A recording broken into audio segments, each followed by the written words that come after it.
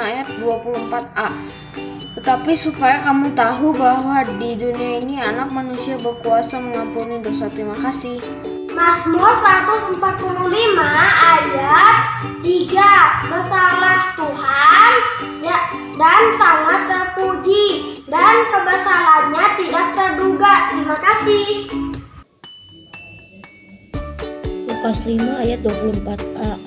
Tetapi supaya kamu tahu bahwa di dunia ini anak manusia berkuasa mengampuni dosa. Amin. Lukas 5 ayat 24a. Tetapi supaya kamu tahu bahwa anak manusia di dunia ini berkuasa mengampuni dosa. Terima kasih. Amin. Mazmur 145 ayat 3.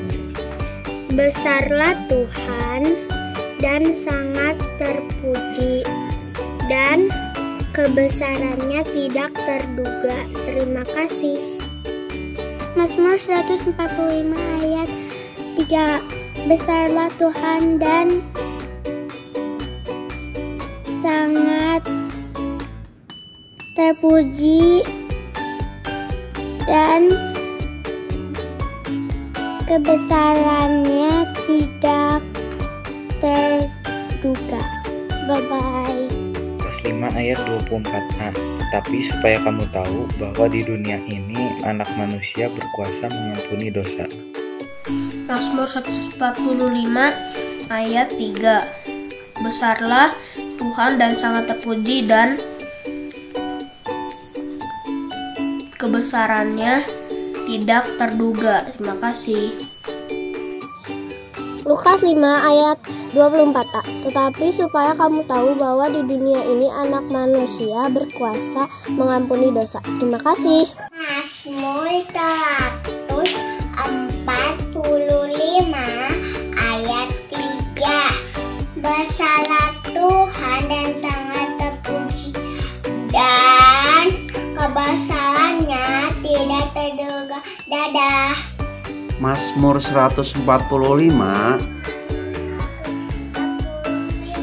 ayat 3. Besarlah Tuhan dan sangat terpuji, dan kebesarannya tidak terduga.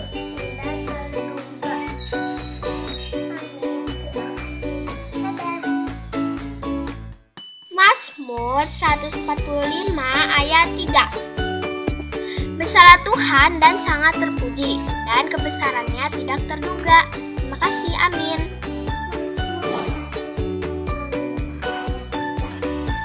Besarlah Tuhan dan sangat terpuji, dan kebesarannya tidak terduga.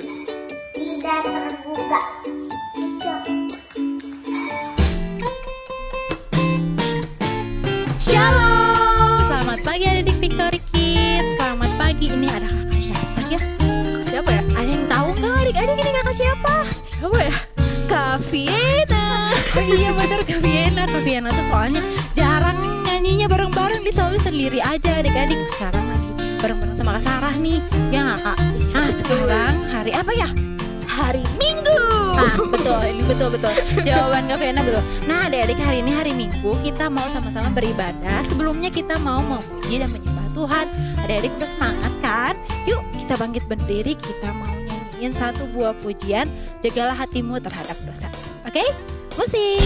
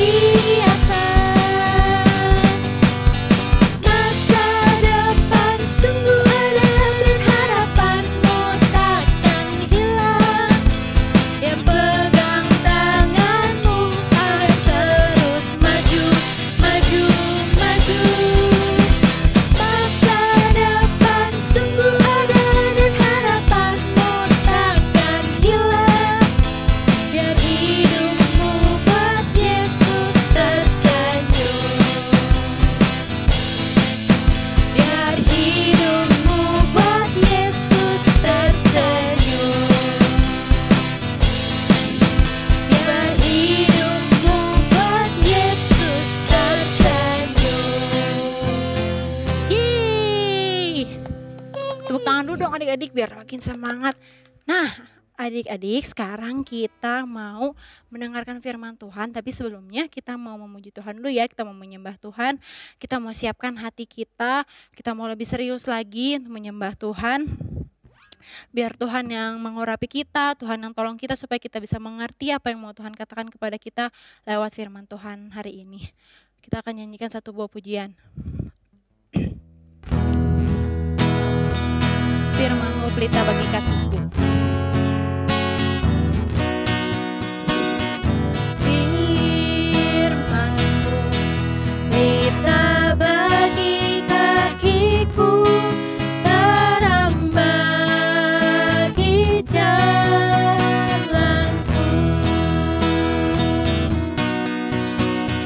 Firman-Mu pelita bagi kakiku,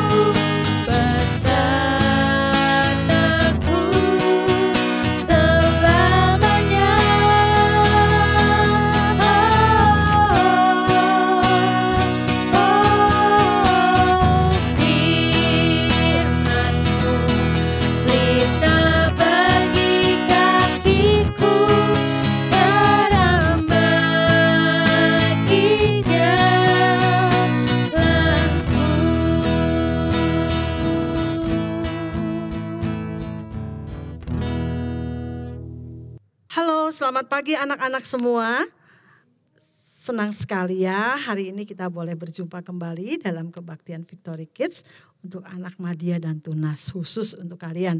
Yuk, sebelum kita mendengarkan firman Tuhan, mari kita berdoa terlebih dahulu. Allah Bapa yang kami sembah di dalam nama Tuhan Yesus, terima kasih Tuhan kembali mempertemukan kami di dalam satu ibadah yang luar biasa Tuhan. Baik secara online, itu semua tidak membuat kami menjadi tidak semangat, tapi kami mau Tuhan mendengarkan firman-Mu, terlebih melakukannya dalam kehidupan kami. Urapi hamba-Mu yang menyampaikannya, urapi anak-anak juga supaya anak-anak boleh mengerti apa yang disampaikan dan boleh melakukannya dalam kehidupan mereka sehari-hari. Terima kasih, kami serahkan waktu firman Tuhan ini ke dalam tangan Tuhan Yesus, juga kami serahkan doa ini. Amin. Iya. Ya, senang sekali ya kita berjumpa kembali anak-anak ya, untuk anak Madya dan Tunas gitu. Kalian sekarang sedang belajar tentang perjalanan Tuhan Yesus. Bagaimana Tuhan Yesus hidup sama seperti kita. Mungkin kalian berpikir, Tuhan Yesus itu apa istimewanya? Banyak sekali ya anak-anak, dia melakukan yang paling luar biasa adalah melakukan banyak mukjizat ya. Melakukan banyak mukjizat. Nah, kira-kira di antara kalian ada yang ingat enggak? Mukjizat pertama kali yang Tuhan Yesus lakukan apa? Iya, benar ya. Tuhan Yesus merubah air menjadi anggur ya, dan masih banyak lagi mukjizat-mukjizat yang Tuhan Yesus lakukan ya. Misalnya Tuhan Yesus apa? Tuhan Yesus itu menyembuhkan seorang perwira. Lalu apalagi Tuhan Yesus membangkitkan orang lumpuh yang asalnya tidak bisa berjalan jadi bisa berjalan. Lalu Tuhan Yesus juga menyembuhkan mertuanya Petrus ya. Ibu mertua Petrus ya, Tuhan Yesus juga menyembuhkan. Lalu selain itu, Tuhan Yesus juga mengusir setan ya, mengusir setan dari orang gitu ya, sehingga orang itu dibebaskan dari belenggu roh-roh yang jahat gitu ya. Nah, akibatnya itu semua membuat setiap orang yang datang kepada Yesus, mereka lupa apa tujuannya gitu ya. Padahal yang terutama adalah tujuan kita datang pada Yesus adalah karena kita rindu untuk mendengarkan firman-Nya. Ada banyak sekali orang-orang yang datang kepada Tuhan Yesus bukan ingin mendengarkan firman, tetapi mereka terpesona oleh mukjizat-mukjizat, oleh hal-hal yang ajaib yang dilakukan. Ya, demikian juga dengan orang-orang atau jemaat yang ke gereja ya saat ini. Mereka juga banyak yang berlomba-lomba datang ke kebaktian kebangunan rohani di mana ada penyembuhan mereka datang berlomba-lomba gitu. Kenapa? Hanya ingin melihat, hanya ingin merasakan bahwa mukjizat itu terjadi. Ya, tapi banyak juga di antara jemaat yang datang ke kebaktian kebangunan rohani atau ke gereja rindu untuk mendengarkan firman Tuhan secara khusus yang disampaikan oleh hambanya. Baik itu oleh pendeta, baik oleh kalian sekarang ya, oleh tante, oleh guru sekolah minggu, baik di Indria sampai Tunas, itu semua dilakukan. Nah, Tuhan Yesus dalam kehidupannya, kesehariannya setelah dia tidak lagi bersama orang tuanya, dia setiap hari berjalan berkeliling-keliling, dia mengajar banyak orang, dia menyembuhkan banyak orang, dia membangkitkan orang mati, dan banyak sekali orang-orang yang datang kepada dia. Ya, nah secara jasmani Tuhan Yesus lelah enggak? Ya, pasti lelah ya anak-anak. Kenapa? Karena Tuhan Yesus itu 100% manusia ya. Dia lelah pasti ya. Dia lelah, dia ingin istirahat. Maka suatu hari ya Tuhan Yesus mengajak murid-muridnya untuk pergi ke suatu tempat ya. Yuk kita istirahat ya. Kita istirahat karena hal-hal yang dilakukan oleh dia, ada saatnya Tuhan Yesus menyempatkan diri untuk beristirahat. Lalu menyempatkan diri untuk berdoa pada Allah Bapa. Nah, bagaimana dengan kalian ya? Kalian mungkin saat ini sibuk, ada beberapa sekolah yang sudah offline ya. Mungkin kalian sibuk mengejar nilai. Mungkin ada anak-anak kelas 6 ya atau kelas 9 mau ujian sekolah ya. Kalian sibuk, ada ujian praktik, ada ujian tulis, ada belum portofolio, belum apalagi ya, penugasan, sibuk sekali. Ingat sekali lagi, di tengah kesibukan kalian sebagai pelajar, sebagai seorang anak, kalian harus menyempatkan diri, memberikan hati, memberikan tubuh jiwa roh kita untuk berdoa pada Tuhan. Untuk membaca firman Tuhan, untuk saat teduh. Supaya apa? Supaya kita terus dikuatkan menjalani kehidupan yang sangat luar biasa ini. Ya, nah kembali kepada Tuhan Yesus ya. Tuhan Yesus melakukan bagiannya. Tuhan Yesus mau beristirahat. Lalu Tuhan Yesus menyeberang sebuah danau ya. Sebuah danau di sini Tuhan Yesus pakai perahu. Tapi orang banyak itu rupanya tidak puas. Hanya sekian jam saja dengan Tuhan Yesus. Mereka mengikuti Tuhan Yesus. Nah kalau misalnya danau menyeberang pakai perahu, mereka menyusuri melalui darat. Ya, berkeliling melalui darat, sehingga pada saat Tuhan Yesus sampai di seberang, mereka juga sampai gitu. Dan mereka tidak jemu-jemunya mendengarkan firman Tuhan dari Tuhan Yesus. Ya, nah akhirnya Tuhan Yesus melihat Tuhan Yesus itu sangat luar biasa, sangat mengasihi mereka. Tuhan Yesus nggak tega, mereka sudah sepanjang hari mengikuti Tuhan Yesus.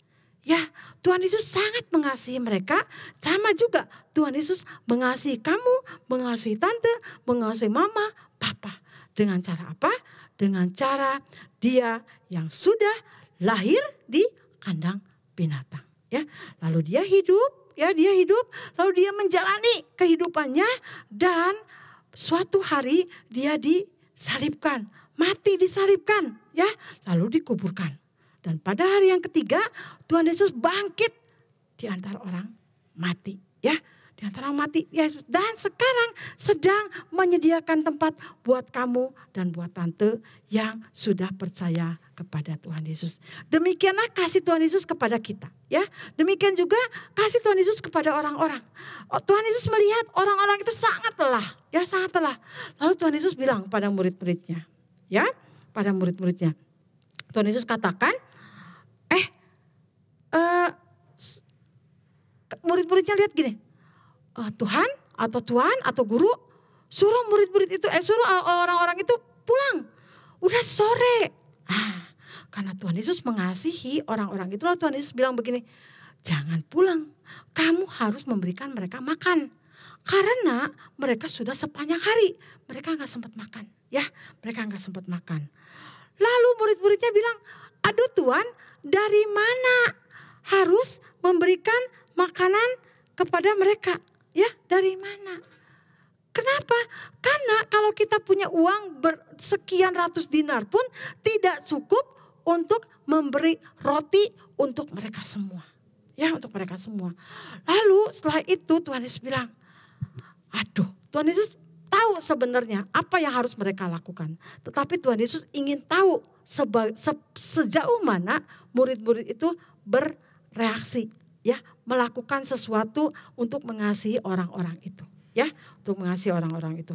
Si Filipus mengatakan begini, andaikah kita punya 200 dinar pun, ya, 200 dinar tuh kira-kira satu tahun penghasilan seorang pegawai, ya, misalnya tante nih kerja di sekolah, lalu tante tiap bulan dapat gaji, dikumpulin gajinya, nah setahun itu sekitar ya kira-kira 20 juta atau berapa juta lah. Dibelikan roti gak cukup, kata Filipus begitu. Kenapa gak cukup? Karena orang itu begitu banyak, ya. Setelah dihitung ada berapa? 5.000 orang laki-laki saja. Belum perempuan, belum anak-anak, jadi beribu-ribu, ya. Nah, di situ Tuhan Yesus bilang, ada nggak makanan di antara kalian? Terus salah satu murid Tuhan Yesus yang bernama Andreas bilang, Tuhan, ada seorang anak kecil membawa 5 roti dan 2 ikan. Cuma 5 roti dan 2 ikan, mana cukup ya?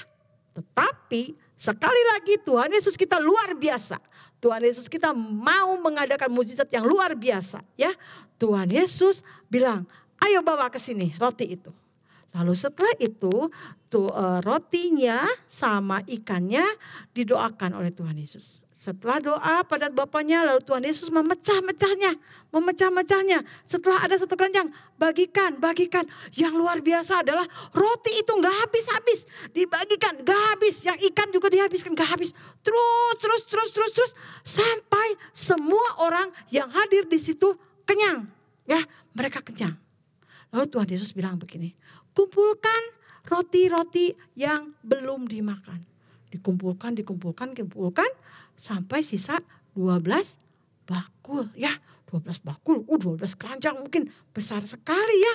Nah di sini kita lihat bahwa Tuhan Yesus di tengah keadaan apapun dia adalah seseorang yang sayang pada kita semua. Ya, Tuhan Yesus sayang pada 5.000 orang lebih itu, terlebih Tuhan Yesus sayang pada saya dan kamu.